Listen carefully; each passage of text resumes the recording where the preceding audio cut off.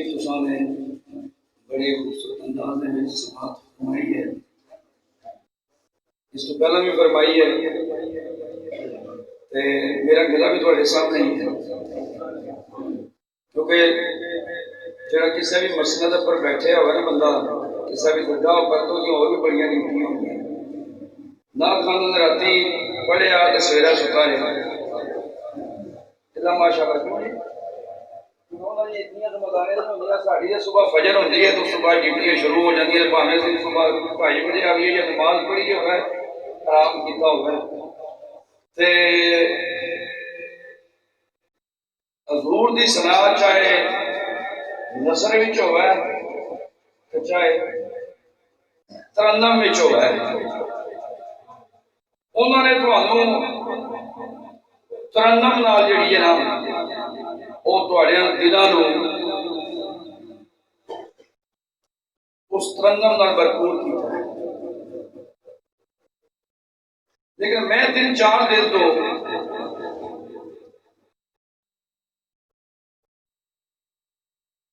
जिंदा नबी दे जिंदा गुलामों, सुभान अल्लाह, जिंदा नबी दे जिंदा गुलामां नाल मैं मुखातब हां। अगर जिंदा है वो तो जरा दसो ना अपना आप भाई असी हजूर दे जिंदा गुलाम बैठे हैं। सुभान अल्लाह, ताजदारे खत्म नबूवत जिंदाबाद जिंदाबाद, ताजदारे खत्म नबूवत जिंदाबाद जिंदाबाद, आज वो तख्ते खत्म नबूवत जिंदाबाद जिंदाबाद। लब्बैक लब्बैक लब्बैक या रसूल अल्लाह, लब्बैक लब्बैक लब्बैक या रसूल अल्लाह। ऐसी चीज की बड़ी सख्त जरूरत है। शर्माओ ना, पहला बड़े शर्माए हो तो आज असं नुकसान उठा रहे हैं। इस वास्ते जो हजूर की बारगाह जो पेश होने की वारी आवा तो फिर बुलंद आवाज नाल ये तुहाडे पर हुण मैं समझना है फर्ज है ये चीज कि जो कुछ हो रहा है और जो कुछ हो चुका है, अगर तुसी इस तरह खामोश रहोगे तो पता है तुहाडे नाल की होया, पता है जी?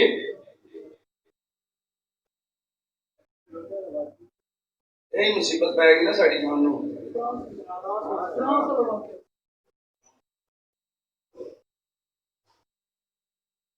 दिल बड़ा परेशान है कि या रसूल अल्लाह से शर्मिंदा।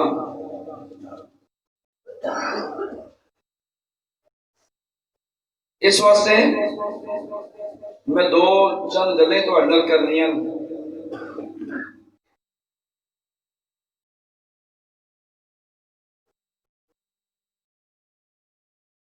मोहम्मद अल्लाह के साबित क्यों हो गया ना फिर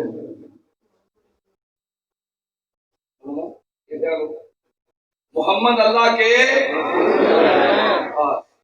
ये हैं तो फिर जरा पता लगना चाहिए ना कि मोहम्मद अल्लाह के रसूल, मोहम्मद अल्लाह के रसूल, मोहम्मद अल्लाह के रसूल हैं। अच्छा, बात यह है कि हजरत आदम अलैहिस्सलाम आए, जितना अरसा रहे तो वापस चले गए। इसको और मुख्तसर और शार्ट करते हैं, 1,24,000 पैगंबर नबी रसूल आए, आते रहे, किताबें भी थी, सहीफे भी थे, लेकिन वो जितनी देर के लिए उनकी उम्र मुबारकें थी वो सिर्फ उतनी देर के लिए थी। लेकिन जब आमना के लाल की बारी आई, जो पहले दिन से लेकर आखिर तक वो जमाना किसका है? वो मेरे और तुम्हारे लजपाल नबी का है, वो आमना के लाल का है। चाहे वो पहले अंबिया थे तब भी आमना के लाल मौजूद थे, आते गए जाते रहे, उनका टाइम पीरियड जो था वो पूरा होता रहा। लेकिन ये नहीं आया, लेकिन ये उसी टाइम पे आया जब अल्लाह ने अपने महबूब को क्या किया, इस मिलाद वाले महीने में भेजा और फिर जब उनके कल्बे अतहर पर, सीना मुबारक पर कुरान पाक को नाज़िल फरमाया तो ये क्या इरशाद फरमाया उसमें, मुहम्मदुर रसूलुल्लाह, कि मोहम्मद अल्लाह के रसूल। हाँ, वो कब तक हैं?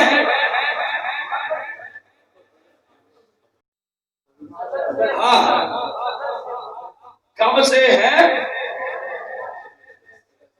हाँ, इसलिए हम तो जिंदा नबी के जिंदा गुलाम बैठे हुए हैं, और जिनका उम्मती वो नहीं मरता। जी, थोड़ा सा और सादा कर लें। आप कब्रिस्तान में जाते हैं तो आप क्या कहते हैं? जी जी, तो फिर आप मुझे ये बताएं, आगे से जवाब मिलता है इन उलमा की मौजूदगी में? इन उलमा की मौजूदगी में मैं आपसे सवाल कर रहा हूं, क्या आप ये मुझे बताएं कि जब आप कब्रिस्तान में जाते हैं तो क्या हुक्म है कि जब जाएं तो क्या कहें? अच्छा, सलाम को किसको दिया जाता है? सलाम किसको दिया जाता है? मैं आऊं, मैं आपसे मिलूं, मैं आपको कहूं अस्सलाम वालेकुम, तो मुझे जवाब कौन देगा? आगे से जिंदा बंदा देगा या मुर्दा देगा? जी, जिंदा देगा ना। तो जब सरकार ने इरशाद फरमाया कि जब कब्रिस्तान जाओ तो क्या करो? अच्छा, वो तो मर गए हैं, मनु मिट्टी के नीचे हैं। जी, अगर वो मर गए हैं तो सलाम किसको है? जी, किसको सलाम है? वो तो मरे हुए हैं। अगर आप ये कहें कि वो मरे हुए हैं तो फिर सलाम को किसको कह रहे हैं? जी, आपने सलाम पे किया। अच्छा, वो हम जिनको मुर्दा कहते हैं उन्होंने हमारा सलाम मौलाना सुना या नहीं सुना? जी, सुना? हाँ, सुना। और फिर उसका बुलंद आवाज से बोलो, ये मसले की बात है, इसलिए पक्की बात कर रहा हूं कि जिनके गुलाम नहीं मरते, जिनके गुलाम नहीं मरते, सिर्फ मसला आपको समझाना है, बात समझानी है कि जब आप कब्रिस्तान में गए, सलाम किया, सलाम का अच्छा भाई जवाब कौन दे रहा है? जी, जो कब्रों में है। अच्छा, कब्रों में जिंदा हैं तो जवाब दे रहे हैं। अगली मजे की बात, इन उलमा की मौजूदगी में आप मुझे ये बताएं कि जिनको हम कहते हैं कि मुर्दा हैं, उनको सलाम दे रहे हैं, वो हमारा सलाम सुन रहे हैं, उसका जवाब दे रहे हैं। ओ भाई, मेरा ये सवाल है, आप जो जिंदा कहते हैं कि हम जिंदा हैं, आप उनका जवाब सुनते हैं?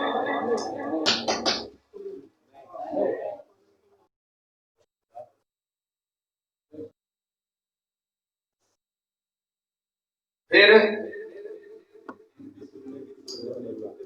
आप देखें ना, आप जिंदा भाई, इस मसले को पक्का पल्ले बांध लो, आप जिंदा, लेकिन जिसको आप मुर्दा कह रहे हैं वो आपके सलाम का जवाब भी दे रहा है, लेकिन आप उसके जवाब का सुन रहे हैं। जी, तो फिर आप तो जिंदा हैं, आपको तो अब उसका जवाब आना चाहिए था ना। तो फिर अब आप मुझे ये बताएं कि आप जिंदा होके उस मरने वाले का जवाब नहीं सुन सकते, तो फिर जो कब्र में मनु मिट्टी के नीचे है उसकी शान क्या हो गई? वो मरा है, वो मरा है, बताए ना, वो मरा है। इस बात को आपको समझाना है, बोलेंगे ताकि ये बात जाके आप ये मसला करें जो कहता है कि माज़अल्लाह मैं तो वो बेनफी वाले लफ्ज़ इस्तेमाल नहीं करता, और जिनके गुलाम नहीं मरते, और जिनके उम्मती नहीं मरते, और फिर हम जिंदा हैं, उनका जवाब भी नहीं सुनते, तो फिर ताकत किसकी ज्यादा है? और जो मरा हुआ है या जिंदा है जो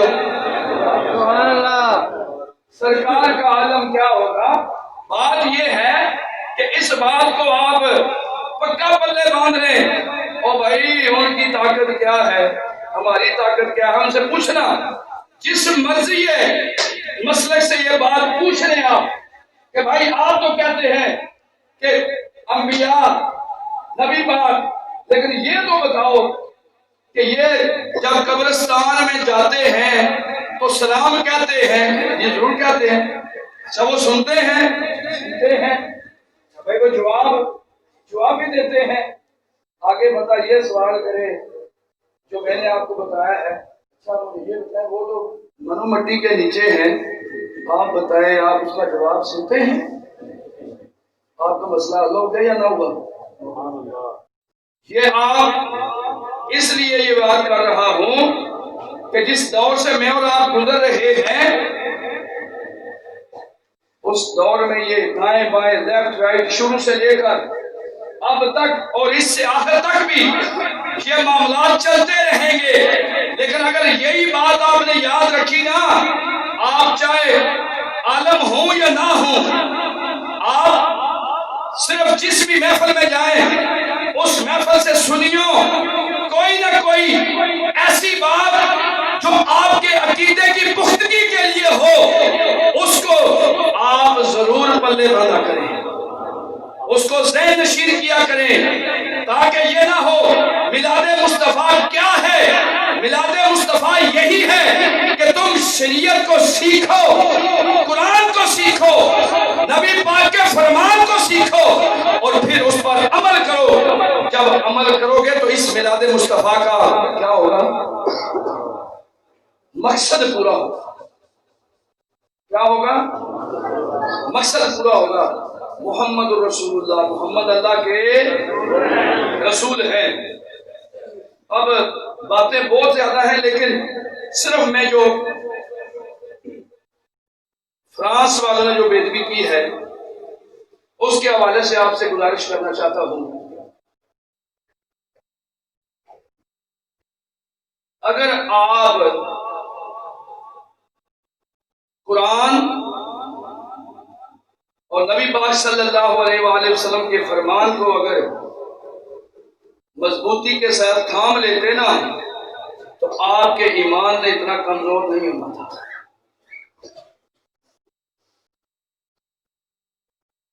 एक सवाल करना चाहता हूं, फिर बात करता हूं आगे। आप ये बताएं कि जिन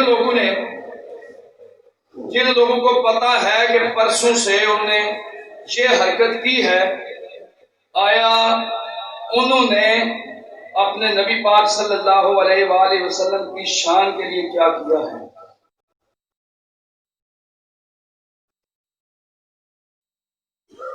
अफसोस नहीं, सब अफसोस है। अभी मैं आपसे ये गुजारिश कर रहा हूं कि इस बात को आप ज़हन नशीन कर लें कि जब आप इस महफिल से जाएं तो आपने क्या करना है। आप इतना तो कर सकते हैं ना, जब तक किसी उलमा की कॉल नहीं आती है एहतजाज के लिए, क्या आप इतना मुतालबा तो गवर्नमेंट ऑफ पाकिस्तान से कर सकते हैं कि हमारा ये गवर्नमेंट ऑफ पाकिस्तान से मुतालबा है कि उस फ्रांसीसी सफीर को इस मुल्क से निकाला जाए। कर सकते हैं ये मुतालबा जी? जो कर सकते हैं ना वो जरा बुलंद आवाज से नारे को बुलंद करें। आप नहीं लगाना है नारा, आपने नहीं लगाना।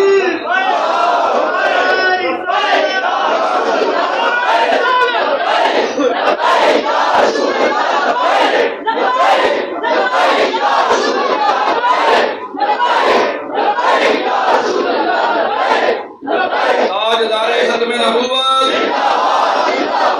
तीन दफा जिंदाबाद जिंदाबाद, तीसरी दफी सोन रहना जिंदाबाद। ताजदारे खत्म नबूवत जिंदाबाद जिंदाबाद जिंदाबाद, ताजदारे खत्म नबूवत जिंदाबाद जिंदाबाद जिंदाबाद। आपने एक तो ये इस बात को आपने वायरल करना है। आप सोशल मीडिया ज्यादा इस्तेमाल करते हैं, चाहे आपका तल्लक सोशल मीडिया से है, इलेक्ट्रॉनिक मीडिया से है, प्रिंटेड मीडिया से है, ये आपने क्या करना है? एक तो ये बात आपने हुक्मरानों तक पहुंचानी है कि हाँ हाँ, हम इस मुल्क के पाकिस्तान में बसने वाले जो हजूर को तन मन धन से मानने वाले हैं, हम ये मुतालबा करते हैं अपने प्राइम मिनिस्टर से, अपने प्रेसिडेंट से, चीफ ऑफ आर्मी स्टाफ से, कि हम आपसे ये मुतालबा करते हैं कि आप और किसी बात पे स्टैंड लें या ना लें, आप किसी बात पर हमारे लिए आवाज बुलंद करें या ना करें, आप महंगाई में हमें पीछे, आप हमें जिस मर्जी बात में पीछे अपनी हुक्मरानी को बचाने के लिए, लेकिन अब हम जो हजूर को मानने वाला है, जो हजूर का उम्मती है, वो इस बात को बर्दाश्त नहीं कर सकता कि कोई ईसाई हो, कोई यहूदी हो, वो दियारे गैर में बैठकर हमारे लजपाल नबी की शान में बेदबी करे। हम हर चीज बर्दाश्त कर सकते हैं, आपके साथ कंप्रोमाइज कर सकते हैं, लेकिन वजीर आजम पाकिस्तान साहब, चीफ ऑफ आर्मी स्टाफ साहब और प्रेसिडेंट साहब, हमारा ये मुतालबा है कि इस मुल्क के पाकिस्तान से जो इस्लाम के नाम के ऊपर बना, हमारा ये मुतालबा है कि उस फ्रांसीसी सफीर को इस मुल्क से निकाला जाए। क्या आप ये चाहते हैं? अगर चाहते हैं तो हाथ बुलंद करें। इन हाथों का बुलंद करना जो आप हजूर की इज्जत के लिए, हजूर की नामूस के लिए, अगर इन हाथों को आप बुलंद कर रहे हैं ना, तो इनका मुल्क या कब्र में पड़ेगा या हशर में पड़ेगा।